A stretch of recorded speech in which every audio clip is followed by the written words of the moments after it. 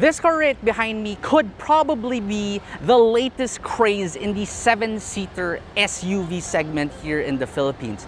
This car right here is the Jetour X70 in the top trim plus trim. Let's take a first impressions video on this one right now. Now, starting off with the exterior of the Jetour X70 Plus, you have an incredibly bold front and it looks quite similar even to an Isuzu MU-X, as well as some Maxuses out there. It's pretty funny. It looks pretty stunning, especially in this black color. You have Jetour spelled out for you. A lot of chrome with this grille going on. On the side of the vehicle, you also get 20-inch rims. Something that is rarely even heard of in this segment. A beautiful character line that really sweeps towards the rear and also upwards. I love the look of it.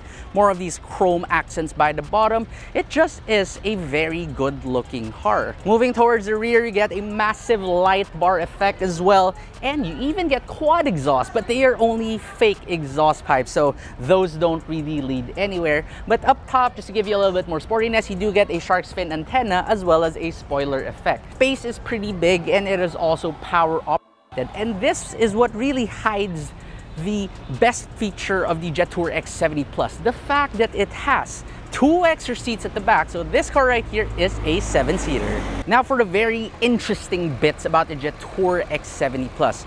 You see, Jetour is actually a sub-brand of Chery in China. So if you take a look at the engine cover right here, there is a big fat Chery brand or right there. Anyway, despite the size of this car, it only still receives a 1.5-liter turbocharged gasoline engine.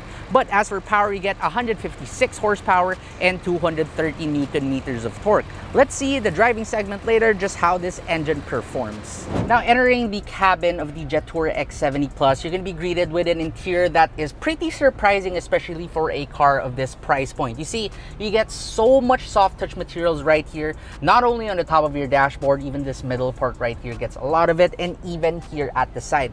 In fact, this interior right here very much reminds me of a Mercedes-Benz interior, from the double display layout right here to all these power seat controls on the side. The seats are, well, in first impressions, they are pretty comfortable. They are well padded, and the leather they used on it with stitching too is also pretty soft. You have a pretty big steering wheel right here, leather wrap too with perforations. And one weird thing though is that the Jetour badge by the center, it looks very much like the badge you find in Maxus vehicles. Going back to that dual screen setup right here, this is also where you're going to get your 360-degree camera. You have 2D mode, 3D mode, and the resolution isn't exactly that good, but it is more than enough. I mean, this is very much usable. Unfortunately, this car doesn't get Apple CarPlay nor Android Auto. All you can use is QD-Link, much like a lot of, well, some of its competitors, that is. You get a 3-vent setup right here, AC controls, you get a place to put your phone, some USB ports, an electronic shifter. You can switch to eco mode or sport mode. There is no normal mode. That is pretty odd. You get an electronic parking brake, you get auto hold, and also this knob by the center, which can also control that touchscreen of yours. Now, the first thing you'll notice back here is, first of all, you do get this ginormous sunroof up top. Unfortunately, and this is a thing as well with some of its competitors, it doesn't get a rear center armrest. That is pretty odd because this interior right here otherwise looks pretty premium and good to be chauffeured around in as well. I really do appreciate the amount of space you get here for leg room, feet room, and even headroom, despite having that panoramic sunroof right there. And you do also get your own air vents, a couple of these map pockets, including these smaller ones. On the side, the materials, they are also soft touch, and for extra light into the cabin, just in case that panoramic sunroof is not enough yet, you even still get pretty big rear quarter windows. Now, the third row seats, well, it is definitely just for children, because while there is still a tad bit of legroom back here, you do have to sit this way. I don't know what the angle is on my knees right now, but yeah, the floor is incredibly high.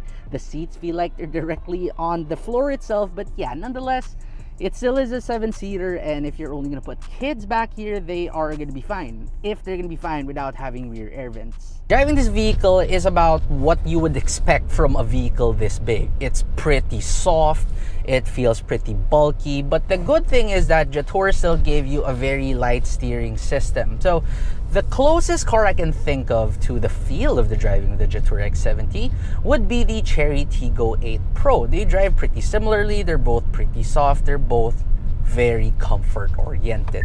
Now, the 1.5-liter engine in this car, 150 plus horsepower, doesn't sound like much, and honestly, it isn't really, but it is still more than enough to keep this car going. It's not going to win any 0 to 100 races, but as you've already built up speed, and even if you're cruising at pretty higher speeds, motorway speeds even, the car still remains relatively composed without really having to rev too much. Whichever of the two modes you put it in, it doesn't really tighten up your throttle response all too much. And so far, that's the first thing I really do notice with this one. Is just there seems to be a lot of throttle delay in it. But again, once you're already going and the dual clutch transmission kicks in, it's a 6-speed by the way, well then you're gonna keep going. The car's not gonna hesitate in any way. Now we move on over to the noise inside the vehicle, and the Jetour X70 Plus is performing pretty well at first glance. It's pretty quiet, it's pretty well refined. It's not bad really for a car of this size, for a car of this price especially. It has pretty good NVH insulation. I've been driving this around this Fairview area right here, Commonwealth and Mindanao Ave, and the roads aren't great, but it's holding up pretty well. I'm liking it so far.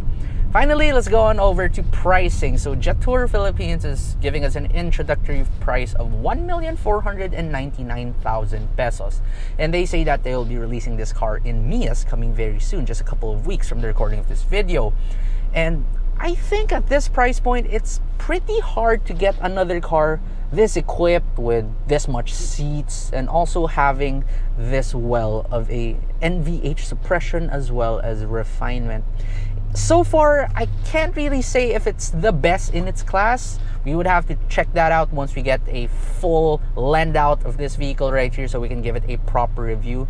But really, upon first impressions, this is a worthy contender in the 7-seater crossover SUV segment.